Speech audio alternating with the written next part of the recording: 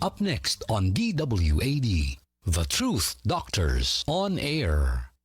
Yo, sa panahon ng ingay at chismisere, isang boses lang ang malinaw.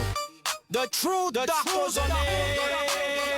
Balita'y sinasala, hindi basta inuulit. Sa dami ng kwento, facts lang ang pinipilit. Mabilis ang headline, pero kami maingad. Bawat detalye sinusuri, nililinaw agad. Hindi hype, hindi fake, walang paandar. Katotohanan ng gamot, diretsong standard. Kung gusto mo ng linaw sa gitna ng gulo, dito ka makinig, kami ang resibo. Oh, the Truth on Air, balitang totoo, malinaw at fair. Kung we uncover the truth behind the news. Walang kulay, facts lang ang rules. Walang palabas, walang kinikilingan. Bukas ang usapan, may paninindigan. Sa isyu mainit, sa balitang bago. Inaalam ang totoo, hindi chismis, hindi haka-haka lang to. Hold the Truth on Air, balitang totoo, malinaw at fair. We uncover the truth behind the news. Walang kulay, facts lang ang rules. Walang palabas, walang kinikilingan. Gusto na balitang may paninindigan. Makinig, makaalam, maging mulat at Truth on Air. We uncover the truth behind the news. Okay, magandang hapon po mga kababayan. At itong inyong lingkod, Jake Ortiz, Dr. J. Dito po sa programang The Truth Doctors on Air. Kasama natin si Dr. R. Na nasa labas ngayon at siya ay magre-report sa atin tungkol dyan sa kaganapan dyan po sa Supreme Court. Dahil inaabangan ngayon dyan yung desisyon doon po sa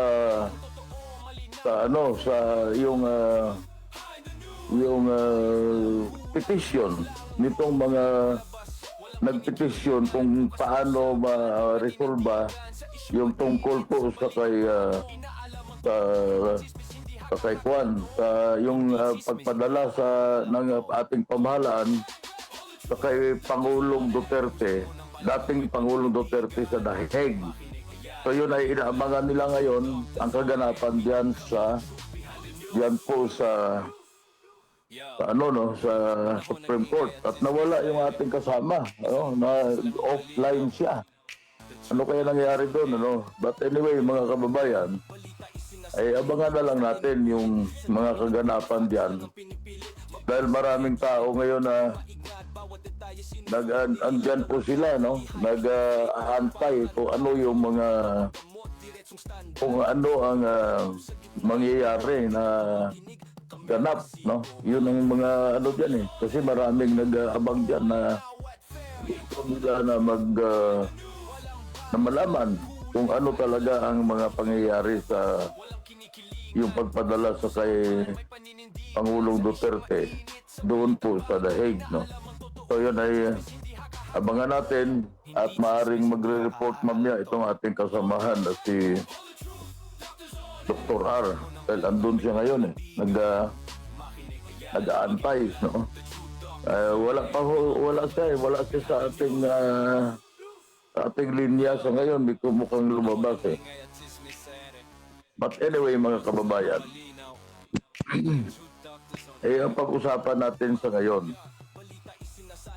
naalala ko yung sinabi ni Pangulong Marcos. Itong si Junior, Pangulong Marcos Junior, nung nagkaroon po siya ng talumpati doon po sa Kwan, sa State of the Nation address sa suna niya, At ang hindi natin makalimutan doon, nung napag-usapan yung tungkol dyan sa parang manabanggit niya na mahiya naman kayo, yung napag-usapan doon sa accomplishment doon po sa flood control. Alam nyo, si Pangulong Marcos, nung primero niyang talumpati sa zona nung una, talagang with all pride na pinagmalaki niya na there are 5,000 flood control projects na nagawa na, Alam nyo, hindi kasalanan ni Pangulong Marcos yun, ni Bongbong, PBM. Kasi ibinigay sa kanya ang data.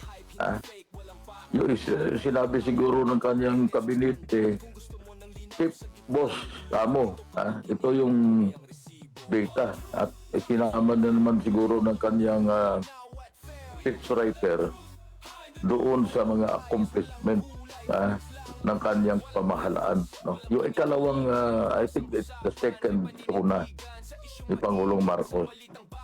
So, nung sinabi niya yan, mahiya naman tayo.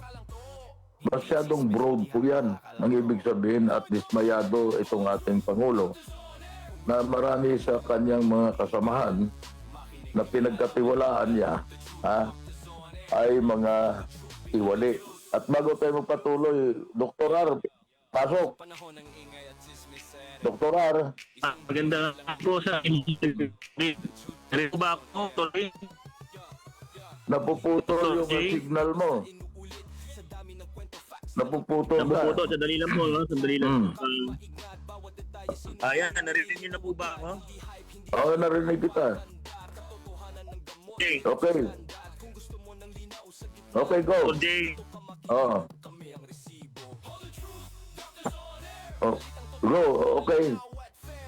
Okay, alam niyo itong problema ko minsan yung walang signal eh. Mahina ang signal, ano? Dr. R, pasok ka. Pasok lang. Wala. Ngayon, tutuloy ko lang, ano? Kung maayos ang signal mo, basta pumasok ka na lang, ano? Mag-back-in ka na lang, Dr. R. So anyway, yung sinabi ni Pangulong Marcos, mahiya naman kayo. That is with dismay, yung pagka-dismaya. Na napahiya siya doon sa una niyang sinabi na mayroong mga flood control projects. Palakpakan naman yung tao eh. Dahil siyempre, ang inaasahan natin sa isang Pangulo na kung mayroong mga accomplishments, no, na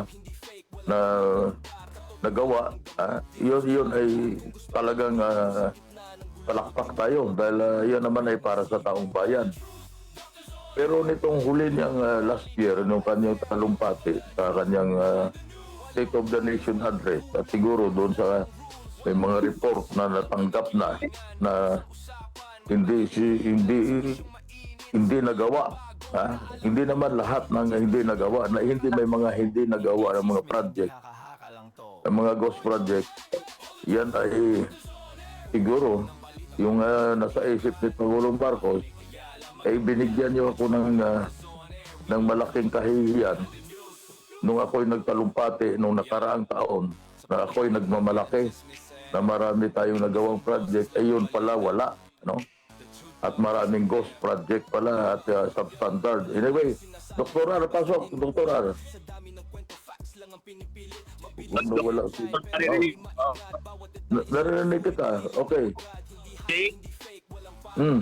Magandang hapon sa ating tututo tayo ngayon live sa hapon ng Supreme Court. Meron po ngayon ito po sa nagpali Dr. Di anibersaryo po yung ng padala sa datong Rodrigo sa ngayong araw ito kami itong napuputol yung signal mo, hindi namin masyado maintindihan ang report mo. Maaring maghanap ka ng pwesto na medyo maganda-ganda, no? Baka may jammer dyan sa tapat ng Supreme Court, no? So maghanap-hanap ka ng pwestong medyo mapwestuhan mo ng maayos. Back-in ka lang, pasok ka lang pagka nakapwesto ka na. But anyway, tuloy-tuloy tayo mga kababayan, ano? So, yan, okay.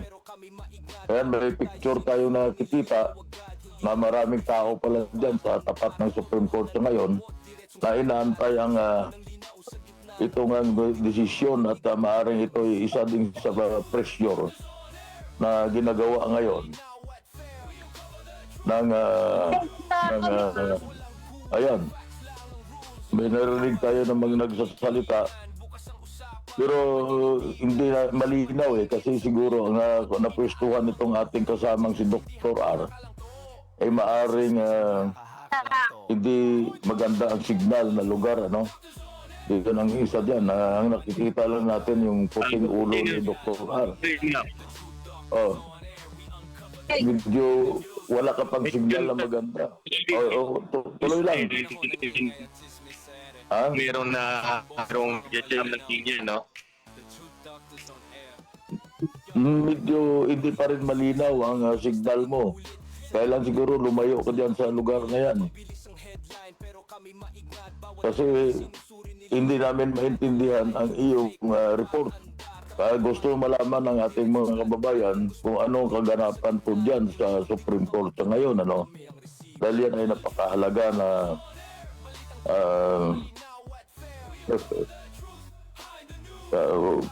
napakahalaga namang issue yung pinag-uusapan dyan. So, kailangan siguro na malaman ng taong bayan kung ano lang yung nangyari dyan. Ano? Dahil alam niyo, marami talagang nagkaka-interest dyan doon sa pagpadala sa kay pasok. Pasok mo to. Imbit natin si Don ba sa isang may tao kami dito ba merong alam mo naman pinahirapan ng mga tao magbanta baka merong medyo nawawala ka hindi maganda ang signal mo. Nawawala ang signal mo, Dr. R. Kaya hindi namin marinig ang iyong sinasabi.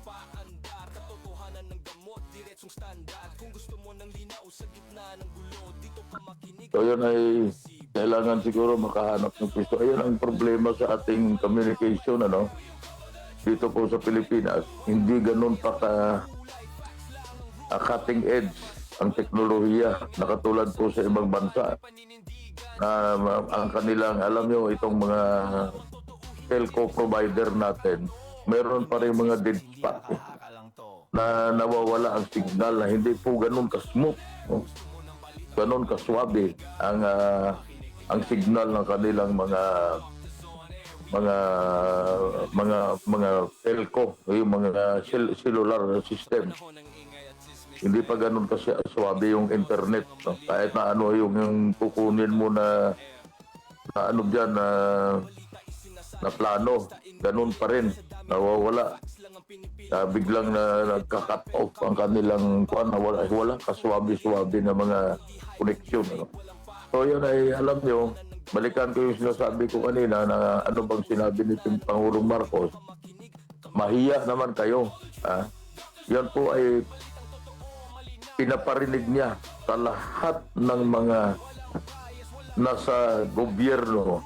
Hindi lang ho yung mga elected officials, kundi pati yung appointed officials, yung mga career officials na yan, na mahiya sila sa mga ginagawa nilang katiwalian.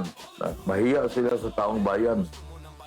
Kasi alam nyo, si Pangulong Marcos, napahiya siya doon sa una nung pinagmalaki niya, tapos yun pala, alam nyo, wala siyang kasalanan dahil hindi niya alam yun kung anong binigay sa kanya na, boss, ito yung talumpati mo, nagawa ko na ng speechwriter. Yung si speechwriter naman, kumuha ng data sa lahat ng pangay ng pamahalaan. Pagkuha ng data doon, no? Tapos ginawa nila, binalangkas ang isang speech para sa suna ng ating Pangulong Marcos. So, na kanyang sinabi na ito ang accomplishment ng Department of Agriculture, ito ang accomplishment ng Department of Health, Department of Education. Alam niyo, binibida lahat ng Pangulo yan dahil yung lahat ng accomplishment na yan ay ibig sabihin under po yan sa ilalim ng kanyang pamamahala sa ating bayan. So, natural yan na kanyang ipagmamalaki yan. Pagdating ko sa DPWH, after 1 week, dumaan ng, hindi ko alam kung bagyo o habagat, dumaan ng matinding pagulan. Maraming nalubog na mga lugar po dito sa atin. Doon po napahiya si Pangulong Marcos. siguro sinabi niya yung sa DPWH, bakit ganun ang nangyari? Sinabi niyo sa akin natapos na yung mga project na yan ay magmimitigate na sa baha, ay bakit baha? Yun po ang mga ano dyan eh. Kaya ako kahit tinatanong ako ng mga, huwag niyo sisihin si Pangulong Marcos. Kasi yung sinabi niya sa talumpati niya, yun ay binigay sa kanya ng data, no? So ako ganyan ang ano ko, kasi hindi naman pwedeng ang sisi sa isang tao lang dahil lahat ng nangyayari dyan ay nanggagaling sa baba yan. So kung yung nangyari doon na lumabas sa Blue Ribbon Committee ni Ping Lacson, ni Senator Lacson, na hanggang ngayon ay hindi pa nilalabas ang Blue Ribbon report kasi kulang daw sa pirma. May mga senador na ayaw pumirma. Natural naman sa isang senador, ba't siya pipirma kung hindi naman makatotohanan yung ilalabas na report? So isa po sa mga katanungan dyan, o di kaya maaring ayaw din naman ni Senator Lacson na ilabas yan dahil maaring may mga incriminating na mga testimony na baka mag-incriminate lalo doon sa kanyang kasi ang impresyon mayroong pinagtatakpan, ano? Ako hindi ko alam yan kung mayroon talaga, pero yun ang impresyon nila kay Senator Lacson. Kaya siguro si Presidente Marcos pwede niyo sabihin, mahiya ka naman, Ping. Ilabas mo na yan. Ilabas mo na yung iyong ginawa na report, ha? Para magkaroon ng linaw, ha? Maunawaan ng taong bayan at ma-prosecute natin ang lahat ng mga involved sa katiwalian. Ilabas nyo na yung report na yan at mas maganda siguro yung 18 na nagpalabas din ng kanilang affidavit nung nakaraang linggo, ay imbestigahan nyo rin.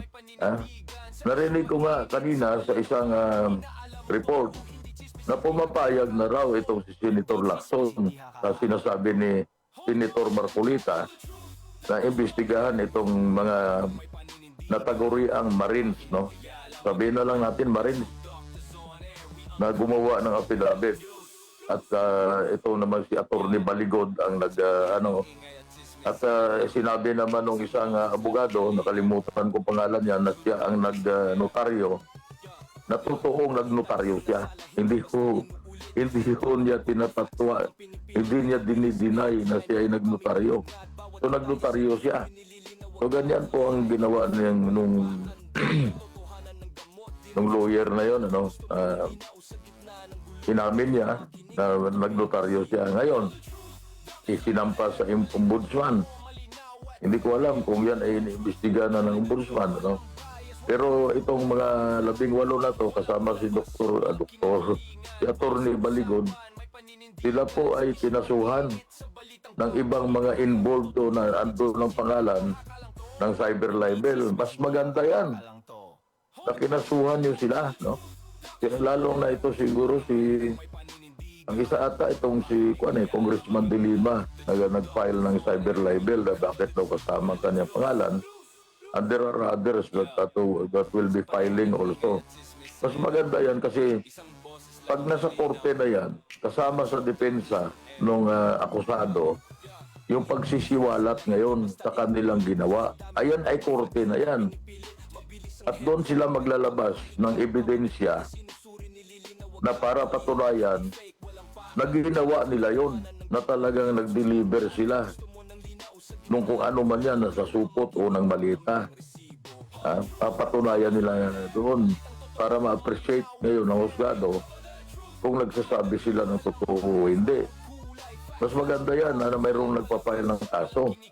Kasi doon naman sa korte na yan, ay lalabas lahat yun.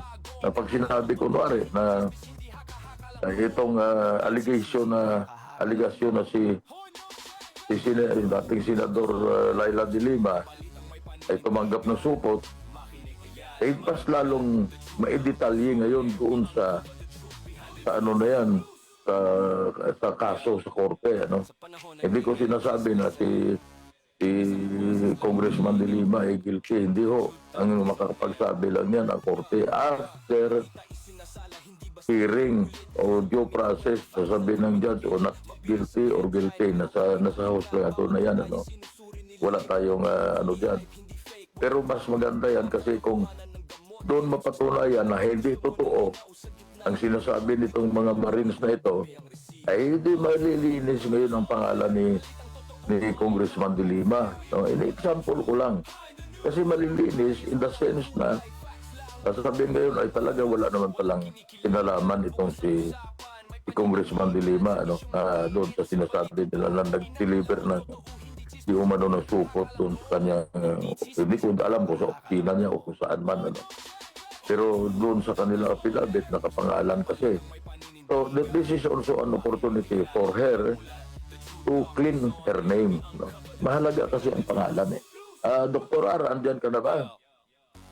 Pasok ka.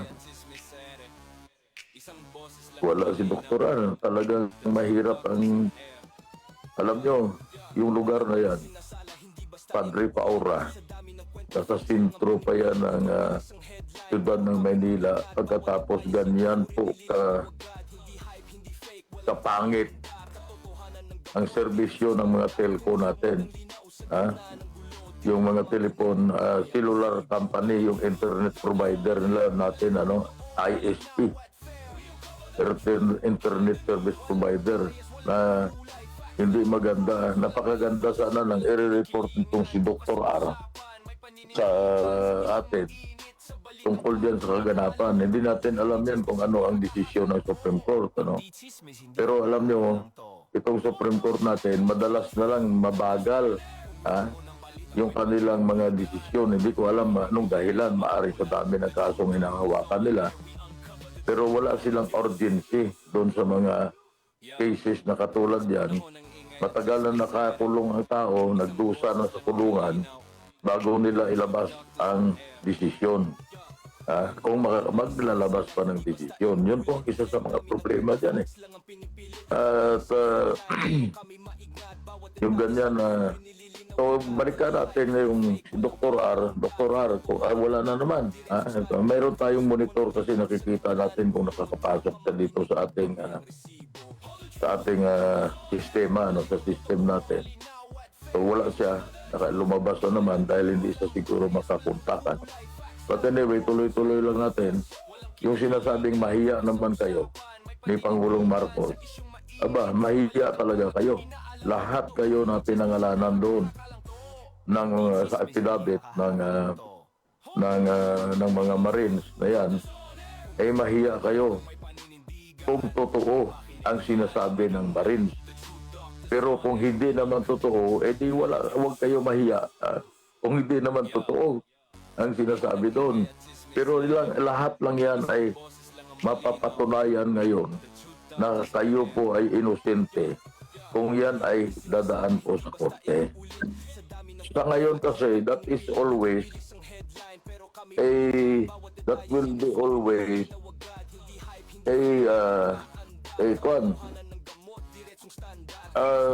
medyo mahirap ba pumasok? Dr. R.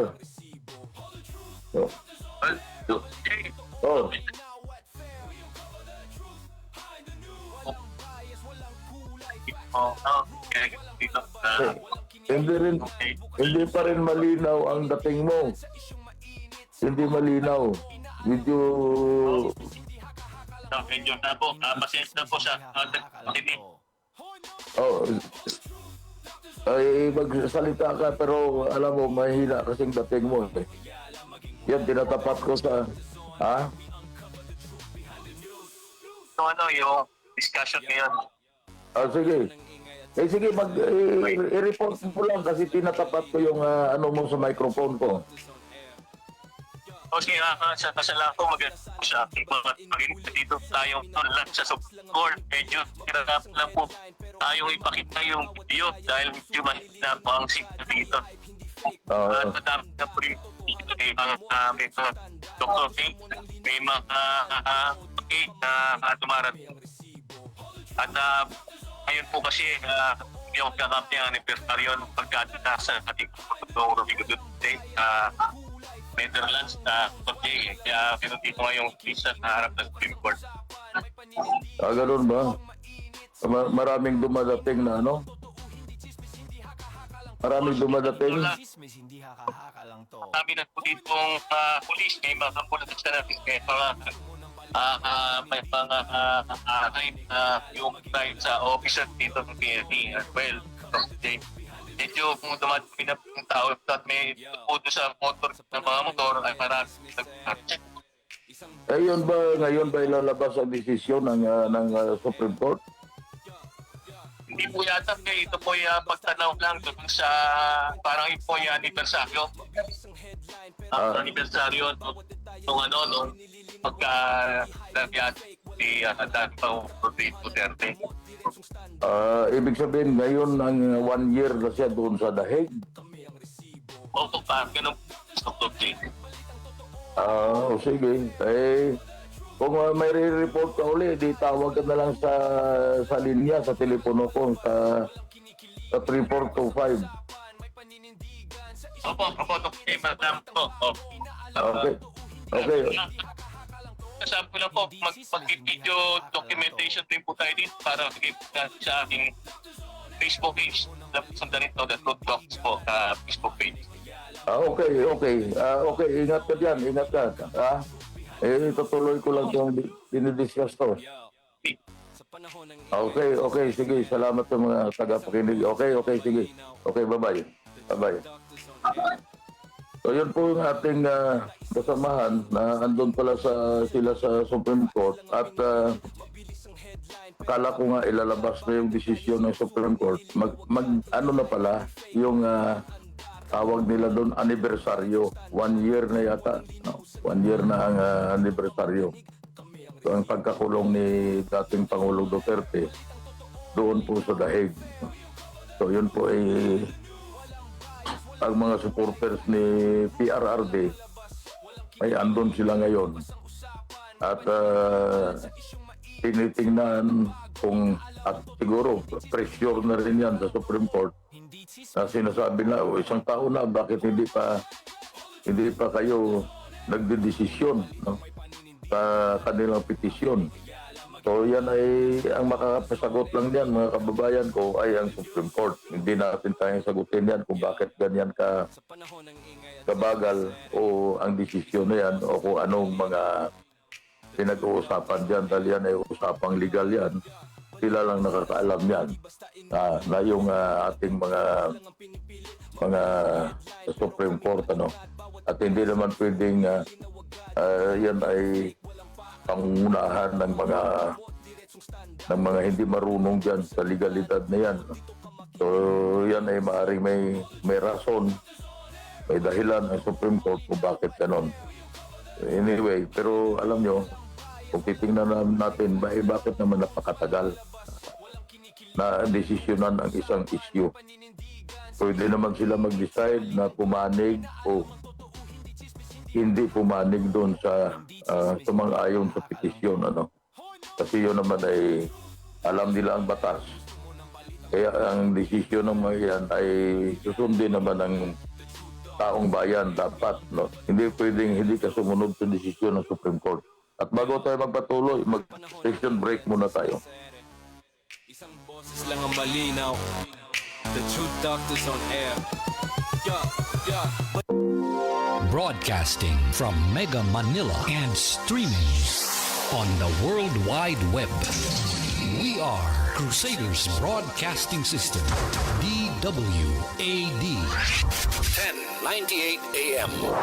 Now radio. Ang oras po ay alas 2:30 ng hapon. Wednesday afternoon. Na alam nyo, summer na, medyo mainit na. Tinitingnan ko dito yung yung isang report na napakalaki pala ng utang nitong United States of America. Ha? yung external debt nila, yung utang nila sa ibang bansa, ano? At ngayon may sila yung nangunguna dyan sa gira dyan sa Iran. Yung utang pala, kung malaki ang utang ng Pilipinas, kulangot lang ang utang ng Pilipinas. Pagdating sa utang nitong United States of America, tingnan ko ang total external debt pala nito, no, ay umaabot ng $9.4 trillion. At ang pinakamalaking pinagkautangan niya, yung United Kingdom of Great Britain, halos 900 billion. Yung China, halos 700 billion. At Japan pala, ang number 1 na pinagkautangan ng Amerika. Japan, 1.2 trillion. Hong Kong, Luxembourg, Belgium, Switzerland, Canada. Napakarami palang utang nitong United States of America. No? At alam nyo, walang tigil pa ngayon ang putukan dyan sa Middle East. At hindi natin alam kung ano na ang nangyayari, ang tunay na kalagayan ng ating mga kababayan doon. No? Ang mahirap kasi, alam nyo mga kababayan, pag nasa war zone ka, yung hindi mo alam kung baka kayo ang susunod na tatamaan nung hindi naman kayo ang tinatarget. Ang tinatarget dyan madalas yung mga military facilities, yung airport, yung runway ng mga fighter plane, yung radar installation, yung missile installations, yun lang tinatarget Ang opisina ng CIA, opisina ng Mossad, yung mga intelligence services na kalaban ng Iran. Kaya problema dyan, sa liit ng mga bansa dyan, nakatulad Dubai, ang liit yan. Siyudad lang yan Baka malaki pa Pasig dyan Tapos yung Bahrain, yung Kuwait. Ang Kuwait medyo malaki-laki na kaunti yan sa kaysa sa Dubai. Yung Bahrain na yan, yung Qatar. Pagka ang malapit din sa mga civilian na mga lugar, yung kanilang mga military bases. Kaya siguro, baka lumalagpas, natatamaan din yung mga civilian. Ano? Ganyan naman ang gira Mayroong tinatawag na collateral damage. Hindi naman ang target lang ay pag tinarget ngayon ay yung talagang military lang pag lumagpas at tumama sa kung nasaan ka na roon, goodbye Philippines. Kaya kahit anong pag-iingat na gawin mo medyo mahihirapan ka dahil yan ay you are in the line of fire, tawag nila sa English yan. Andun ka sa linya ng bala, kung saan man yan. So yan po ang mga kaganapan dyan mga kababayan, na marami sa atin ngayon ang nagtatanong kung ano ang gagawin ng ating gobyerno para itong ating mga kababayan na andyan po sa Middle East, lalong-lalo dyan sa Dubai, sa Qatar, sa Bahrain, sa Kuwait, sa Oman, kung ano, at Saudi Arabia, at Israel, lalo na sa Israel. Dalang target talaga, Israel Kung paano ang gagawin ngayon kung paano sila matulungan. Pero aminin natin mga kababayan, ang tunay na kalagayan natin ng ating bansa, no? Hindi tayo katulad kasing yaman ng mga katulad ng Japan o katulad ng South Korea na kaya nilang mag-charter ng kahit ilang eroplano para matulungan ang kanilang mga citizens na andun, ano, o kahit ng Amerikano, Amerika. Kaya nila. At hindi naman siguro 2 million ang mga Koreano doon o 2 million ang mga Hapon. Ang marami doon na mga bansa, sa palagay ko, India, yun ang marami dyan. Mga Pakistan na nagtatrabaho sa mga lugar na yan, ano? Tapos ang Pilipinas, yun ang mga pinakamarami siguro na mga citizens dyan. Walang problema sa India dahil napakalapit ng India sa Middle East. Ang Pakistan, ganun din. Ang problema natin, tayo pinakamalayo.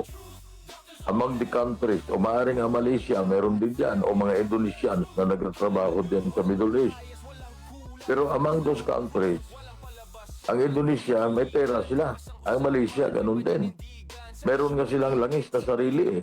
Kaya hindi sila masasabi na pagdating ng may hirapan sila pag tumaas ng gusto ang presyo ng langis. Dahil meron naman silang langis na sarili nila na sa bansa nila nagpo-produce sila ng langis. Samantala tayo lahat ini-import natin, no? So yan ay isa sa malaking problema ang hinaharap natin ngayon ng ating bansa. At hindi natin alam kung anong tugon ng ating pamahalaan. Dahil una-una, maaaring nag-iwan naman ng directive bago umalis papuntang Amerika itong ating Pangulo. Pero iba kasi talaga kung andyan ang ating Pangulo na nagbibigay, nagmamando eh. Pero palagay ko pauwi na siguro, baka anytime today darating na yung Pangulo, ano.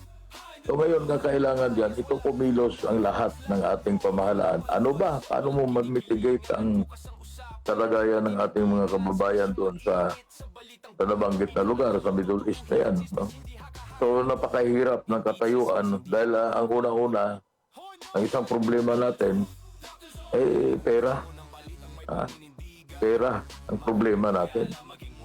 Wala sa budget natin yung repatriation ng ating mga kababayan dyan sa Middle East. Wala sa budget yan. Wala tayong budget para dyan. Kung hindi lang siguro, alam mo, babalikan na ako, sasabihin ng iba, dapat sabihin mo na kung di ninakaw yung dyan sa mga flood control na yan, water under the bridge na yan eh. Wala na tayong magawa doon, nawala na yun. Kung totoo yung sinasabi na 805 billion yung total ng na-deliver nitong 18 mga sundalo na tauhan ni Saldico, wala na tayong magawa doon dahil wala na yun. Ika nga, lusaw na yun. Hindi nga natin alam kung may listahan kung kanino nila dineliver. Hindi naman natin alam kung totoo yung listahan dahil yun po ay kailangan patunayan pa yan sa isang competent court. Hindi naman pwede yan na yan ay basta na lang nasabihin natin na yan ay andun sa kay ganito, kumuha kayo ng pera doon. Hindi walang ganyan po na ano. Hindi ganyan kabilis kasi lahat ng akusado, kung yan ay nakalagay doon, kung yan naman ay may isasampa sa korte, yun po idadaan lahat yan sa due process. Ang ano bang due process na sinasabi? No person should be deprived of life, liberty, and property without due process of law. Ibig sabihin na lahat na yan dadaan sa korte. At ang korte ang magdedesisyon kung ikaw ay kukulong. Ang life, wala na yan kasi wala na mga life sentence sa Pilipinas. Wala naman tayo nung death penalty. Pero lahat po yan dumadaan sa due process. So yung pinagtatalunan ngayon dyan sa Supreme Court, yung petition, ang question dyan, may nagtanong sa akin, ano paniwala mo, kinidnap ba si Pangulong Duterte na pinadala sa Hague? Ngayon, ang sagot ko naman ganito. Kung yan ay hindi dinaan sa due process at hindi nasunod ang konstitusyon, yan ay kinidnap siya. Sabi ng kausap ko, di pro Duterte ka. Bakit? Pag sinabi ko ba na kailan ng due process, ang ibig sabihin, pro Duterte na ako. Ang sinasabi ko, pro person ako na kailangan, kahit sino siya, kailan dumaan sa due process. Kahit kriminal pa yan. Eh lalong-lalo na yan na may mga kasi hindi nila alam, mga kababayan. O maaaring may nakikinig sa akin na hindi nyo alam. Yung hindi pwede mangibabaw ang korte ng ibang bansa sa korte natin. Kailangan sundin nila ang korte natin. Hindi pwede mag-extradite ng isang kriminal papunta sa Amerika nang hindi dadaan po sa mga korte natin. Yun po ang ang buod ng tinatawag na due process. At kung papayagan, pwedeng ipadala. Ganun din naman sa US.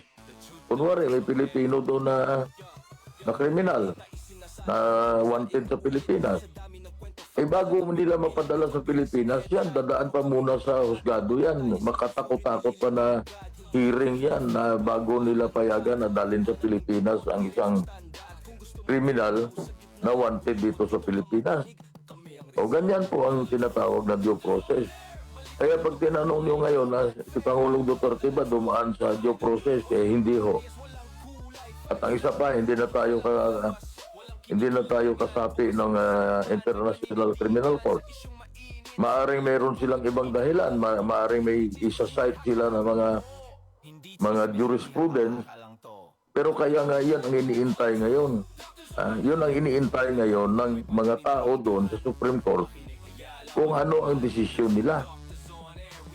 Kung yun ay sasabihin nila na hindi dumaan sa due process ang pagpadala sa kay PRRD sa The Hague, ay ba i-desisyonan nila? Kung sabihin naman nila na yun ay pang-ayon sa batas at konstitusyon natin, ay so wala tayong magagawa doon. Ganun lang yan, mga kababayan. Kaya may kailangan nila ng linawin. So sabihin na natin sa Supreme Court, mahiya naman kayo. Nag-aantay ang taong bayan kung ano ang inyong desisyon para magkaroon ng linaw. Either sabihin nyo na yan ay tama na ipadala si Pangulong Duterte sa The Hague, okay, wala tayong problema doon dahil yun ay desisyon ninyo. Isang ayon yan sa inyong pag-aaral sa kaso dahil kayo mga legal minds, kayo mga Supreme Court Justices, matatalino kayong tao at matagal na kayo na nagtrabaho, ang karir ninyo sa legal na sinasabi natin legal discipline. So nobody could argue with you kung sabihin nyo tama. Pag hindi sinabi naman ninyo na mali, na hindi nagkaroon ng due process, ganun din po yan. Dahil dumaan yan sa masusi ninyong pag-aral, kayo mga justices dyan sa Supreme Court, na tama naman kung ano talaga. Wala namang mag-question dyan eh. Katulad sa akin, pag sinabi niyong medyo na tama ang ginawa, di okay. How can we argue against that? Kung sinabi naman ninyo na mali, di gawa ninyo na paraan ngayon. Pag sinabi niyo mali, ano ngayon ang sunod na hakbang? So yun po mga mga kababayan, yun ang issue na yan eh. Kasi alam nyo, hindi naman pwedeng pabayaan nila yan na baka gawin sa ibang tao yan. Na yun pala, hindi pwede naman pala na hindi dumaan sa korte. Pwede naman na i-kidnap mo na lang yan, dalhin ka agad doon sa, kunwari, sa Japan, may isang Pilipino nakagawa ng krimen doon. Wala na yung due process na yan, basta ipadala nyo na doon. So hindi naman pwede yan kasi yan ay that is a violation of the Constitution. Nililinaw ko lang, hindi ako abogado, pero kahit na hindi siguro abogado, maunawaan mo ng napakasimpleng binabanggit sa Constitution natin na no person should be deprived of life, liberty, and property without due process of law. So lahat po yan, pag dumaan sa korte, dumaan sa husgado, due process yan. Ganon din naman itong pag-akusahan itong 18 na mga ng mga sundalo, ng mga tauhan ni Saldico sa mga napangalanan doon sa listahan ng na mga di umano tumanggap ng pera, ng mali-malitang pera at supot-supot na pera, eh hindi naman pwede silang ikondina kaagad dahil yan ay dadaan din sa due process of law. Ganun lang naman yan. Hindi naman pwede. Pero ang hindi mo pwede, itong ibaliwala nitong Senado na hindi imbestigahan. Kasi lalabas talaga, ano ba ang problema? Meron kayong pinagtatakpan? Dahil kung wala naman kayong pinagtatakpan at gusto niyo malaman ang katotohanan, imbestigahan niyo. Kung wala naman kayong sabi na, baka lumabas ang pangalan ko dyan. Imbestigahan niyo. Kasi kung hindi imbestigahan yan, alam niyo, Senator, ano ba itong Soto, President Soto, Senate President Soto, pag sinabi niyo hindi pwede na imbestigahan dahil may nakakaso na doon sa ombudsman, magtanong kayo sa lawyer niyo, sa mga legal mind o legal expert. Dahil yun naman, iba naman yung investigasyon niyo sa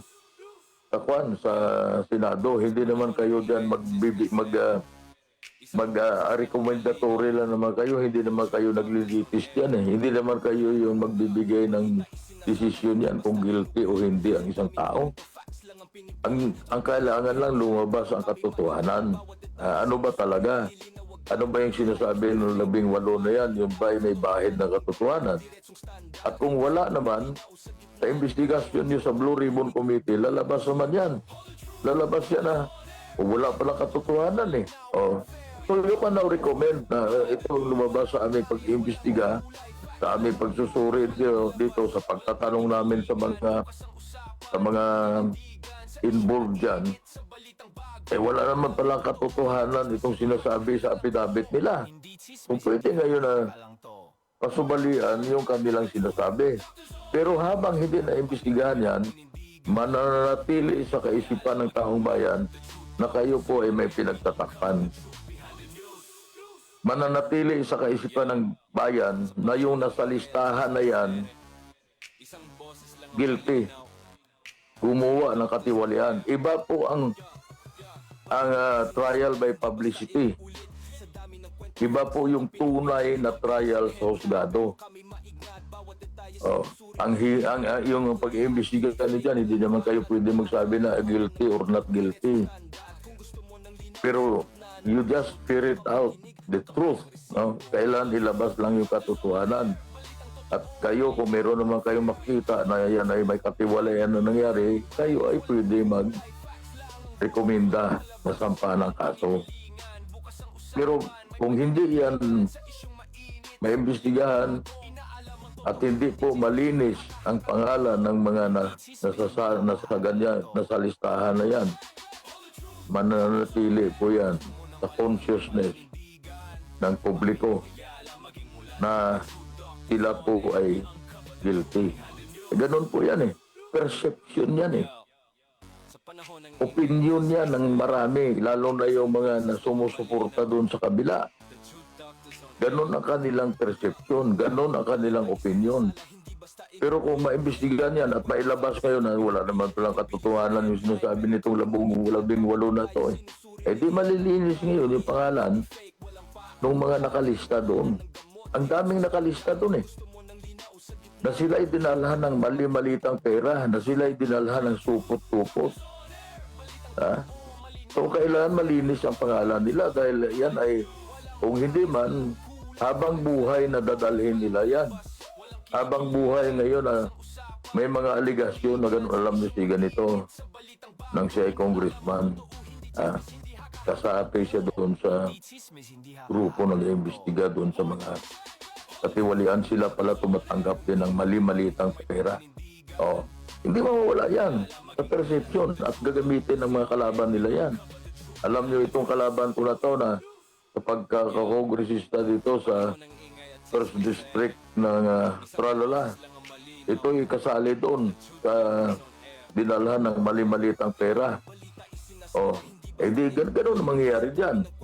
Pero kung inaimbestigahan at lumabas na hindi totoo ngayon, wala kang masasabi dahil sasabihin niya ngayon ay hindi totoo yung sinasabi niya.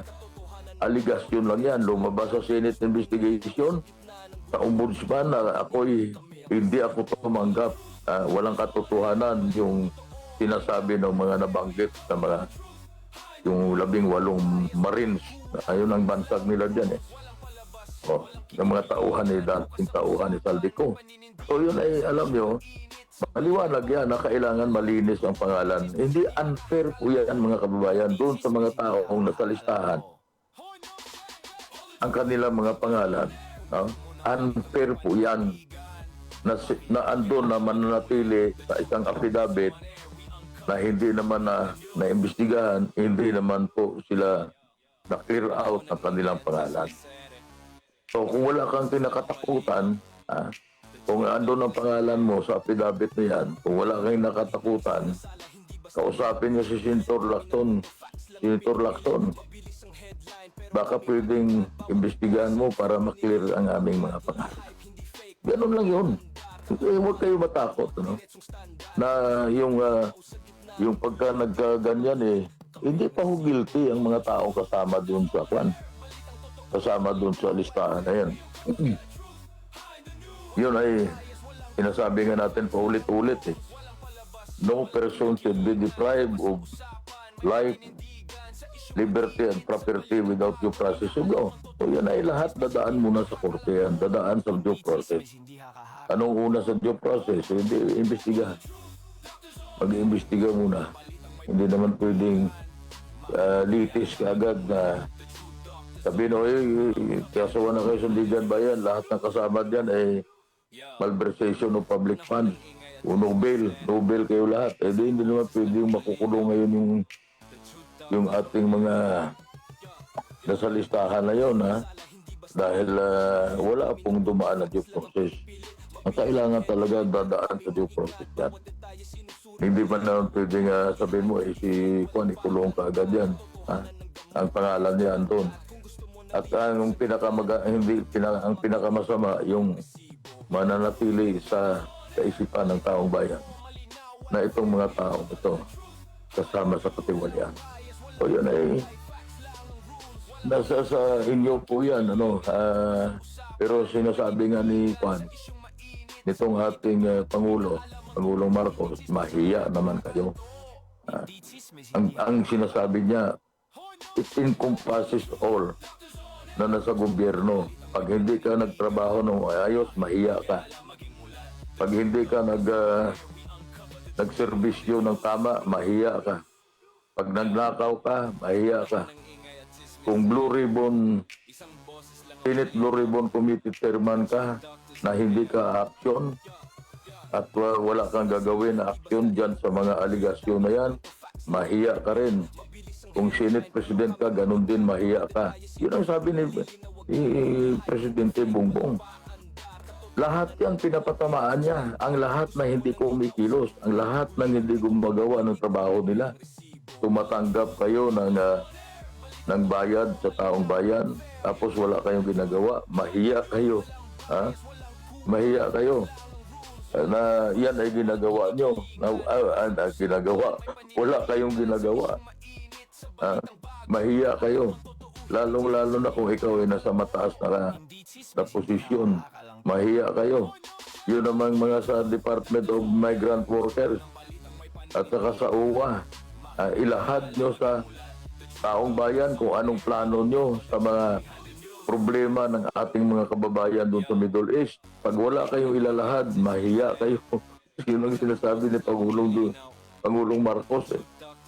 Mahiya kayo lahat sa taong bayan. Ang ibig sabihin nun, hindi sa kanya kayo mahiya, kundi mahiya kayo sa taong bayan. Dahil kayo'y andyan sa pwesto na yan, you were either elected or you are appointed, you are receiving salary from the government.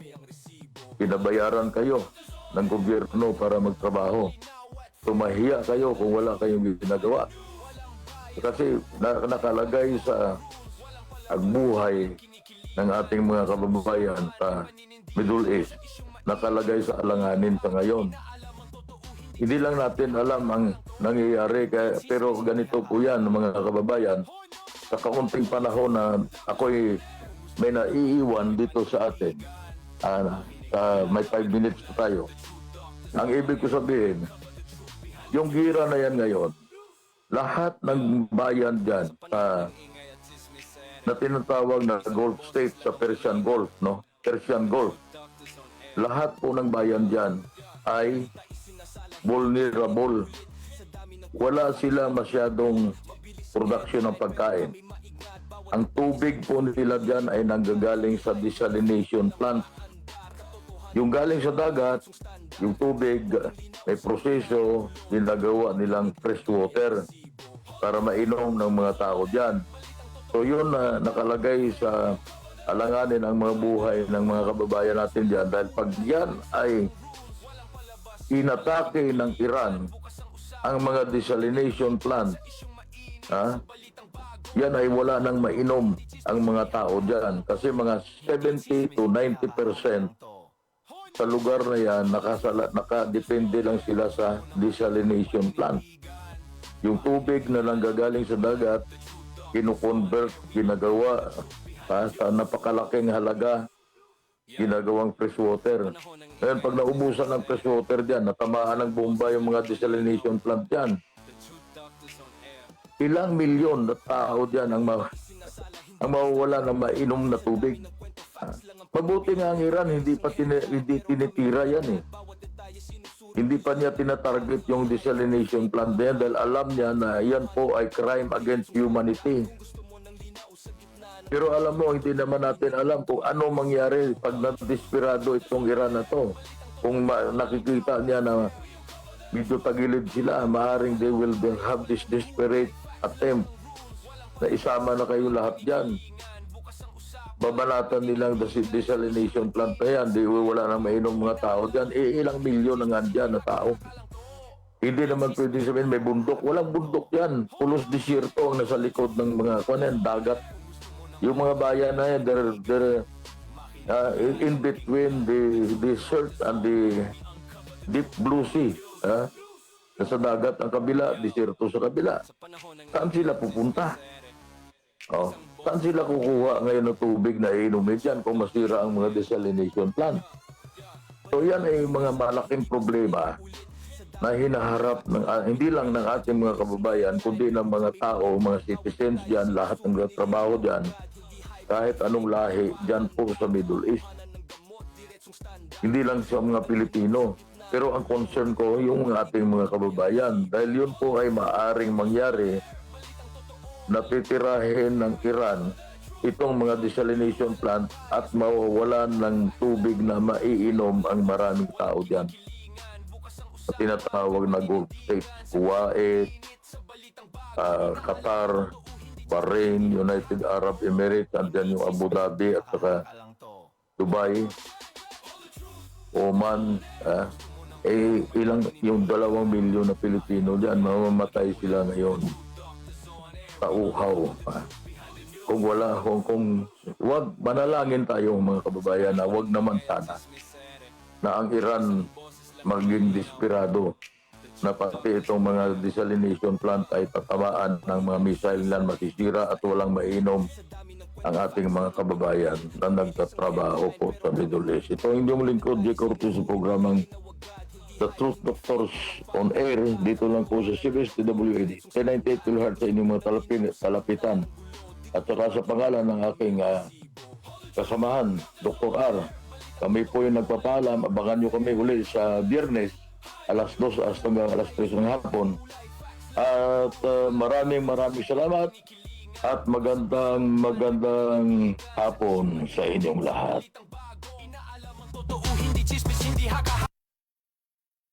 Hindi haka-haka lang to. All the truth, doctors on air. Kung gusto mo ng balitang may paninindigan, makinig, kaya lang maging mulat. The truth, doctors on air. We uncover the truth behind the news.